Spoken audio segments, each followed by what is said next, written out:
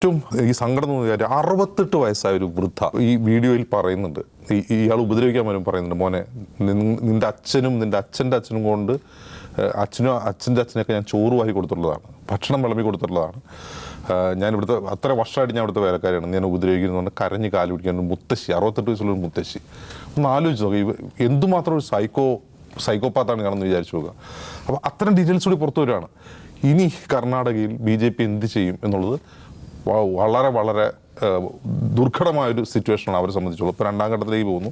രണ്ടാം ഘട്ടത്തിൽ വളരെ പ്രധാനപ്പെട്ട സീറ്റുകൾ തിരഞ്ഞെടുപ്പ് നടക്കാൻ പോവുകയാണ്. ഈ ഹാസനിൽ മാത്രം ഒതുങ്ങി നിൽക്കേണ്ട ഒരു സംഭവം. ഇപ്പോൾ ഈ വീഡിയോ ലീക്കായാൽ തന്നെ പ്രജ്വൽ രേവണ്ണയെ ഒഴിവാക്കി നിർത്തിയ ആളെ കേസെടുക്കാൻ എന്തോ ആവശ്യപ്പെടുക, അങ്ങനെ എന്തെങ്കിലും ചെയ്തിട്ട് തന്നെ ഹാസനിൽ മാത്രം ബാധിക്കാവുന്നൊരു സംഭവം കർണാടക സ്റ്റേറ്റ് മുഴുവൻ ബാധിക്കുന്ന ഒരു വലിയ വിഷയം. കർണാടക സ്റ്റേറ്റ് മാത്രമല്ല, ഇത് നോർത്ത് ഇന്ത്യയിൽ കൂടി ഇനി വരാൻ പോകുന്ന എല്ലാ ഘട്ട തെരഞ്ഞെടുപ്പുകളും നോർത്ത് ഇന്ത്യയിൽ വലിയ പ്രചാരണായുധമാക്കി ഇന്ത്യ മുന്നണി മാറ്റും.